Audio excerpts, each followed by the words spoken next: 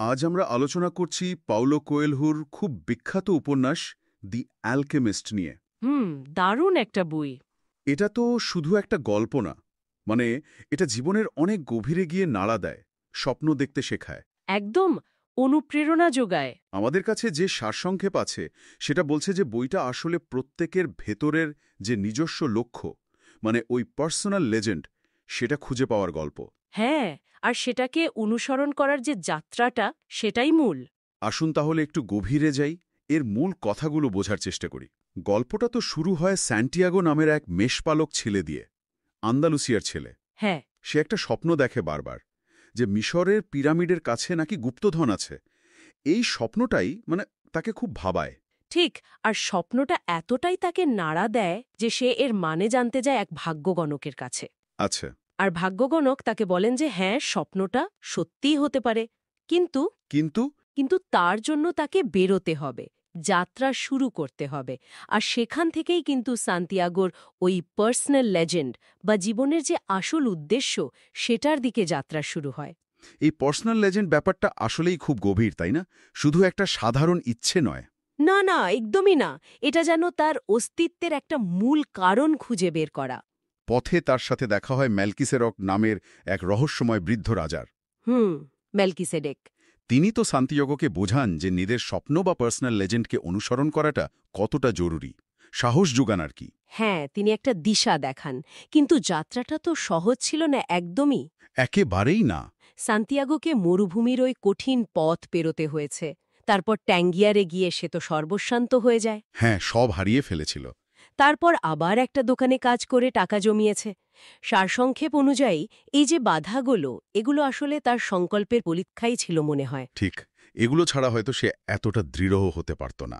হয়তো না, সংগ্রাম আর সাফল্য যেন মানে একসাথেই চলে এখানে। মরুভূমিতে এই যে বাইরের এত সংগ্রাম, তার পাশাপাশি সান্তিয়াগো জীবনে একটা বড় পরিবর্তন আসে যখন সে ওই অ্যালকেমিস্ট বা রসায়নবিদের দেখা পায়। একদম ওখানেই গল্পের মোড়টা ঘুরে যায়। এখান থেকেই কি গল্পের আসল সুরটা, মানে ভেতরের দিকটা আরও স্পষ্ট হয়? নিঃসন্দেহে। কারণ অ্যালকেমিস্ট তাকে কি শেখান? শেখান যে আসল সম্পদ বা গুপ্তধন কোনো বাইরের বস্তু না। আচ্ছা। সেটা আসলে মানুষের নিজের অভিজ্ঞতা, তার জ্ঞান, তার হৃদয়ের গভীরে লুকিয়ে থাকে। এই ভেতরের জ্ঞানটাই আসল রসায়ন, যা সাধারণ জীবনকে অন্য মাত্রা দেয়। সোনায় পরিণত করার মতো আর কি। হ্যাঁ, অনেকটা তাই। এই শিক্ষাটা গল্পের মোড় ঘুরিয়ে দেয়। একদম ঠিক। আর শেষে গিয়ে এত কিছু পেরিয়ে এত অভিজ্ঞতার পর সান্তিয়াগো যা আবিষ্কার করে সেটা তো বেশ অবাক করার মতো। কি আবিষ্কার করে? যে গুপ্তধনটার খোঁজে সে এত দূর গেল, এত কষ্ট করল, সেটা আসলে তার যাত্রার শুরুর জায়গাতেই ছিল, মানে তার নিজের জন্মভূমির কাছেই। হ্যাঁ, এটা খুবই প্রতীকী একটা ব্যাপার। এর মানে কি এটাই যে স্বপ্ন পূরণের আসল শক্তিটা বাইরে খুঁজতে হয় না, নিজের ভেতরেই থাকে? আমার তো তাই মনে হয়। এটা খুব স্পষ্টভাবে দেখিয়ে দেয় যে গন্তব্যের থেকে হয়তো যাত্রাপথটাই বেশি দামি। ঠিক। সান্তিয়াগো এই দীর্ঘ পথে যে জ্ঞান পেল, যে নিজেকে চিনল, সেটাই তো তার আসল পাওয়া, আসল গুপ্তধন। তাহলে এই উপন্যাস থেকে আমরা যে মূল শিক্ষাগুলো পাই, তার মধ্যে একটা খুব গুরুত্বপূর্ণ হলো নিজের স্বপ্ন, মানে ওই পার্সোনাল লেজেন্ড কে গুরুত্ব দেওয়া, তাই না? অবশ্যই। প্রত্যেকের জীবনেই এরকম একটা বিশেষ লক্ষ্য বা ডাক থাকে, যেটা তাকে খুঁজে নিতে হয়। আর শুধু খুঁজে নিলেই হবে না। না, সেটাকে অনুসরণ করার জন্য সাহস রাখতে হবে, ঝুঁকি নিতে হবে। বইটা তো বারবার কথাই বলছে। সাহস না দেখালে স্বপ্ন পূরণ হয় না। একদম। আর ওই যে নিজের ভেতরের ডাক শোনার ব্যাপারটা, মানে হৃদয়ের কথা শোনা, ভেতরের নির্দেশনা মানা, এটাও তো খুব জরুরি মনে হলো। খুবই জরুরি, কারণ সত্যিকারের পথটা তো ভেতর থেকেই আসে। আর বাধা, বাধা তো আসবেই। হ্যাঁ, বাধা আসবেই। কিন্তু সারসংক্ষেপ যেমনটা বলছে, ওই বাধাগুলো আসলে এক একটা পরীক্ষা।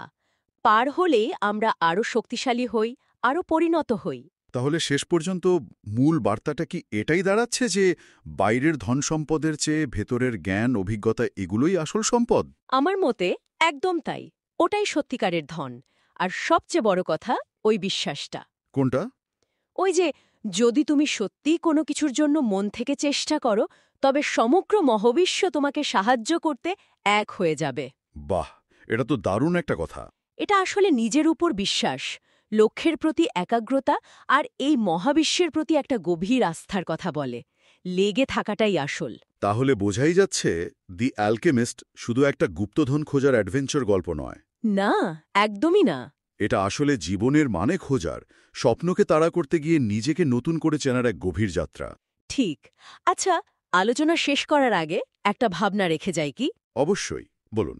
গল্পটা তো বলছে গুপ্তধনটা শুরু থেকেই সান্তিয়াগোর কাছেই ছিল, কিন্তু সেই সত্যিটা বোঝার জন্য বা তার আসল মূল্যটা উপলব্ধি করার জন্য সান্তিয়াগোর কি ওই দীর্ঘ, ওই কষ্টকর যাত্রার আসলেই প্রয়োজন ছিল?